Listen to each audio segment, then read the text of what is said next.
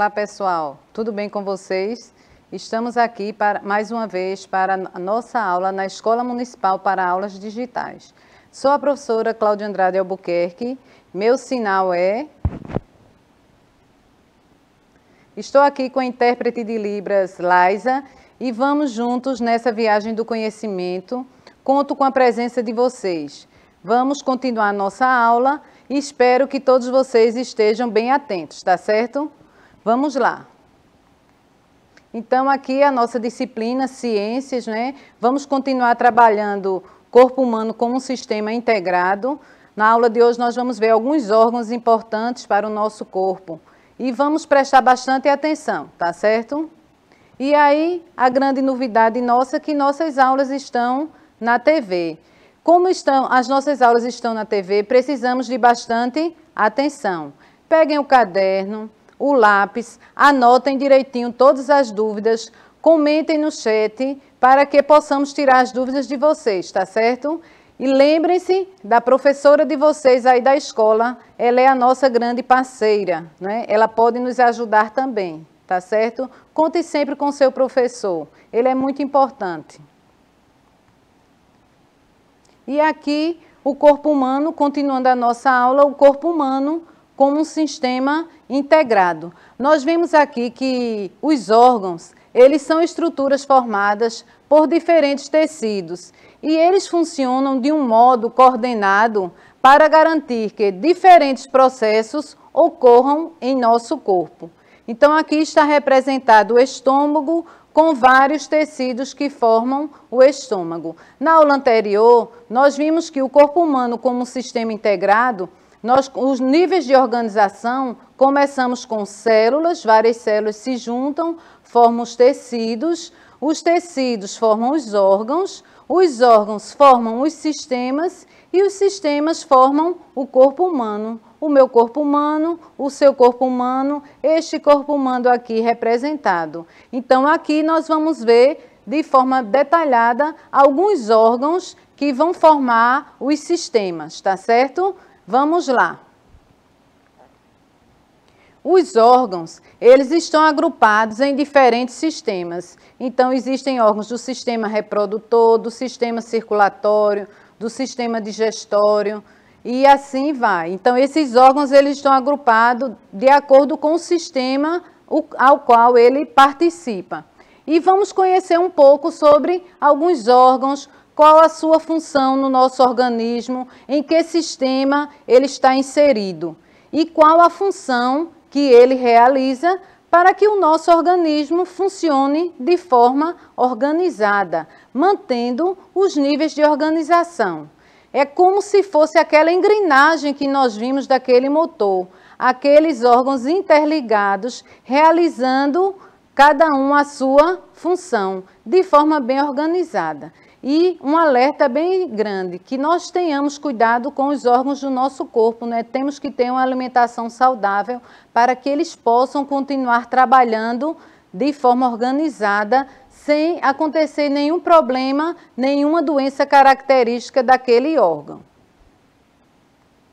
Então, aqui, um órgão, ele pode apresentar vários tecidos. Então, o tecido muscular cardíaco, ele é específico do coração. Ele não existe em nenhum outro órgão, só no coração. Então, o estômago também ele tem os seus tecidos e o intestino grosso e o intestino delgado também tem os tecidos que vão formar esses órgãos. Vão servir também de revestimento para esses órgãos. Então, cada órgão ele pode apresentar vários tecidos. Não existe só um tecido. Então, tem órgãos que existem vários tecidos que compõem esse órgão.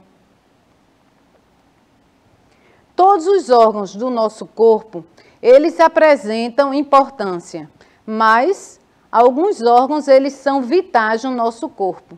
Existem órgãos que, quando eles estão afetados por alguma doença, nós podemos retirá-los e conviver bem com o nosso corpo. Mas existem órgãos que não podemos conviver sem eles. Eles são vitais para o nosso corpo. Então, vamos na aula de hoje ver alguns órgãos, suas funções, o que eles fazem, o que eles realizam e que importância eles têm para o nosso corpo e em que sistema ele está representado.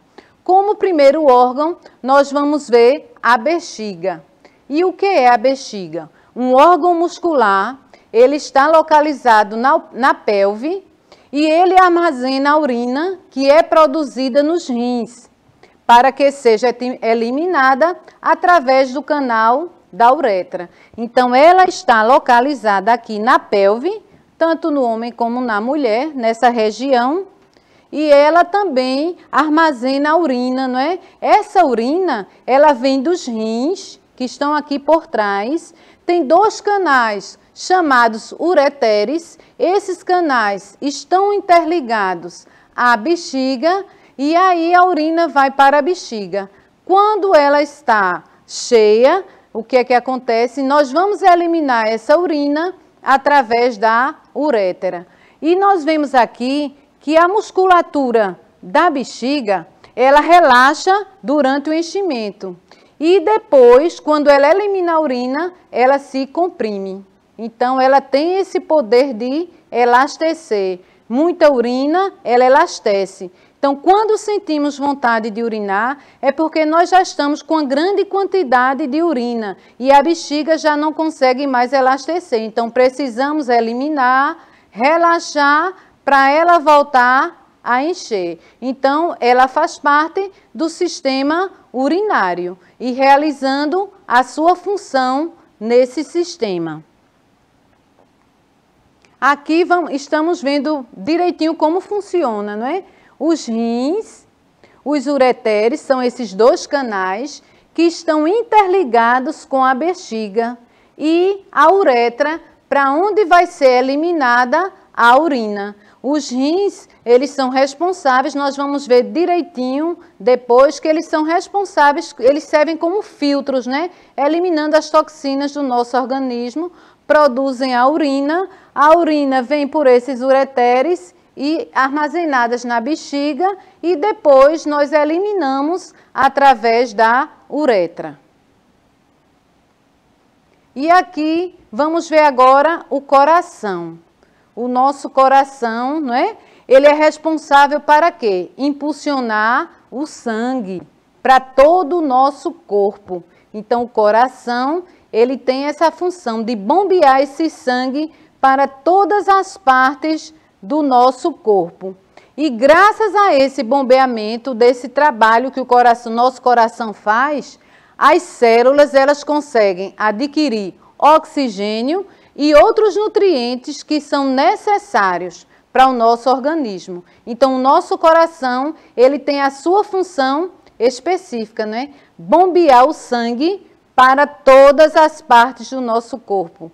E aí nós vamos ver que estão interligados com veias, artérias, vasos, né? Então, realizando toda essa função. Ele não está sozinho, certo? Então, o nosso coração, ele tem essa função de impulsionar o sangue e bombear esse oxigênio para todas as partes do nosso corpo, realizando a sua função, e ele é revestido pelo músculo estriado cardíaco, não é?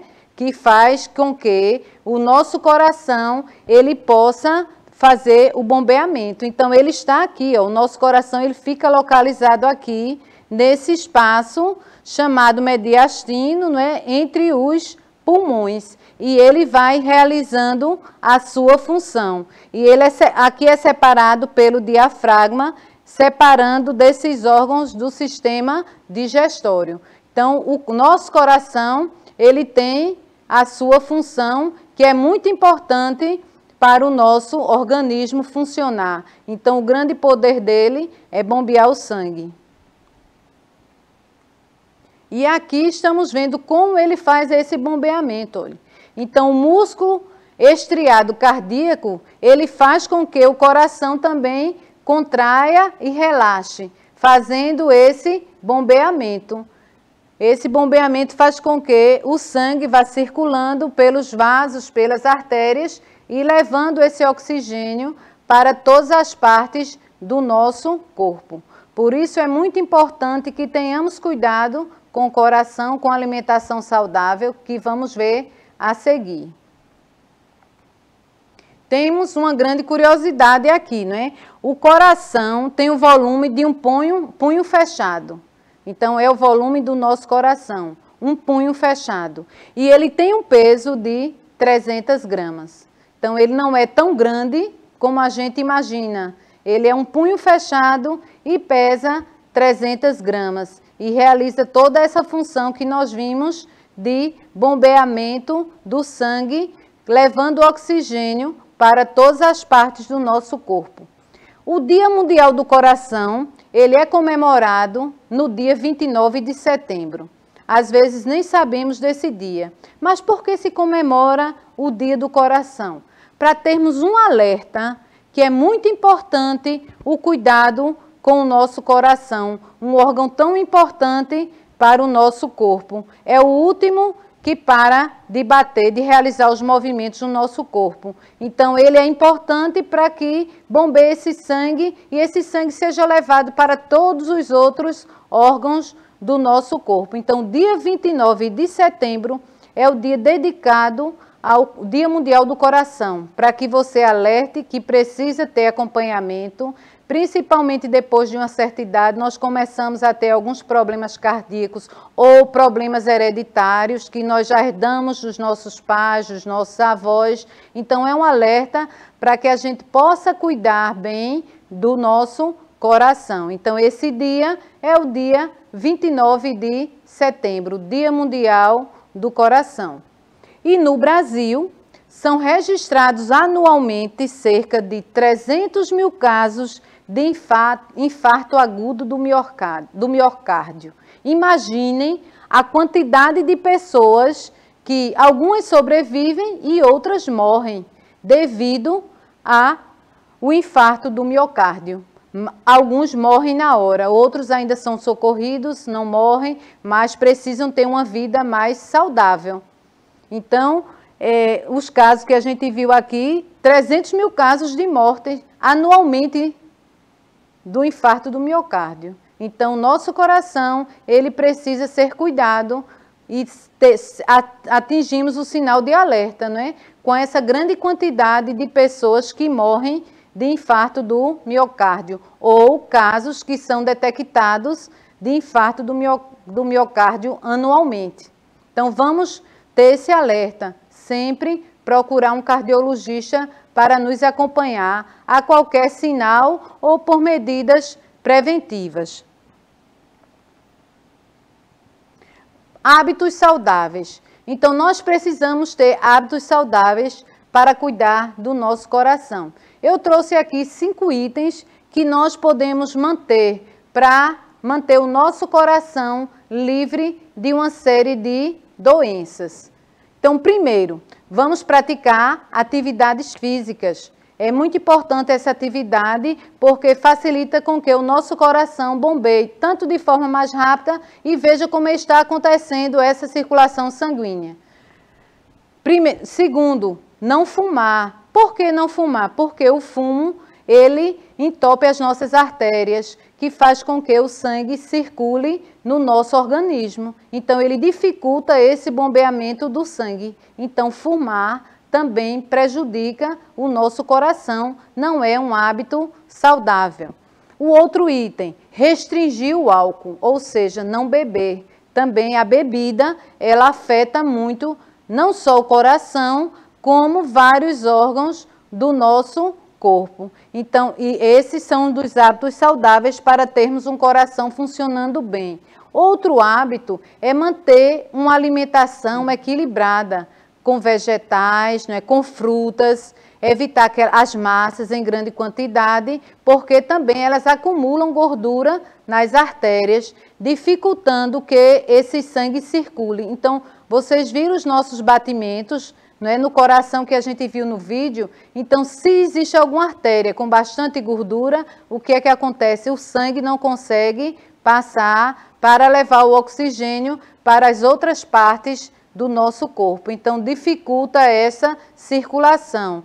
Quando essa circulação torna-se difícil, o nosso coração já sente e para um pouco de trabalhar de forma correta. Outro item, ir ao cardiologista regularmente. ir ao cardiologista. Qualquer sinal que você tiver, que você sentir, você deve procurar o cardiologista para que você faça todos os exames necessários e possa detectar o que está acontecendo no coração. À medida, se você prevenir, é melhor do que quando você já esteja com a doença bastante avançada. Então, existem várias crianças que já nascem com problemas cardíacos, às vezes são detectados na barriga da mamãe, mas que com o cardiologista e com a ajuda de outros médicos, já se faz a cirurgia e a criança tem uma vida normal. O esôfago é outro órgão, né? Nós vimos a bexiga, o coração e vamos ver o que é o esôfago. Então, ele é um tubo muscular e ele garante que o alimento seja levado da boca para o estômago. Aqui, nós estamos vendo, é por trás aqui, então ele vai por aqui e chega até o estômago, levando o alimento. E é bem interessante porque ele tem a musculatura dele, quando nós engolimos o alimento, a musculatura do esôfago ela alarga para que o alimento possa passar e chegar até o estômago, que está aqui. Então, esse músculo ele alarga, nós engolimos o alimento e o esôfago liga até o estômago, levando o alimento para ali, esse alimento começar a etapa da digestão. Então, ele também é um tubo que ele segue daqui até chegar aqui. E é bem interessante porque essa musculatura dele faz com que o alimento possa chegar até o estômago.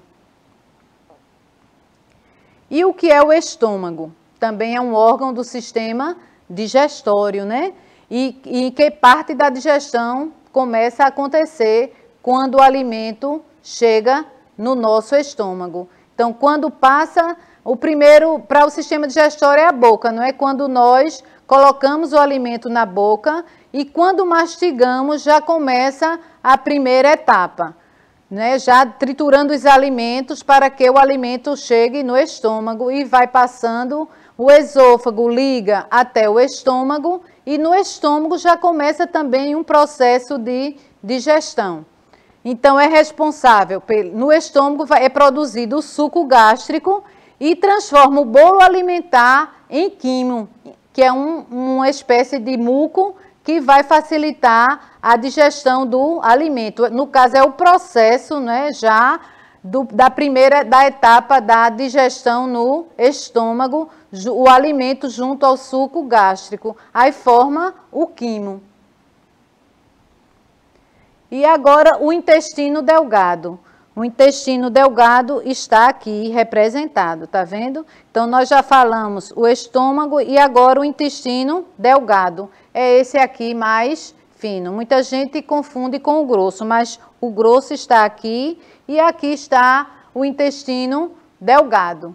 Então, o que ele é responsável? Então, é lá no intestino delgado onde acontece o processo da digestão e a absorção de grande parte dos nutrientes que são retirados dos alimentos. Então, no intestino delgado, o processo da digestão é onde acontece realmente, né, essa absorção de parte dos nutrientes. Acontece no intestino delgado. E ele é um órgão tubular e possui 6 metros de comprimento. Mas ele está de uma forma tão organizado no nosso organismo que nós nem percebemos que ele tem 6 metros.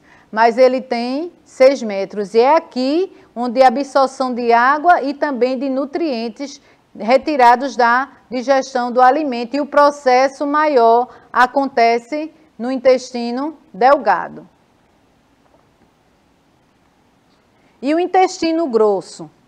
É esse aqui que eu mostrei a vocês, né? Esse aqui, cinza aqui, é o intestino grosso. Ele está bem alinhado com o intestino delgado. Observem que esses órgãos, eles estão interligados entre si e cada um realizando uma função. Ele tem aproximadamente 1,5 metro de comprimento e 6,5 centímetros de diâmetro.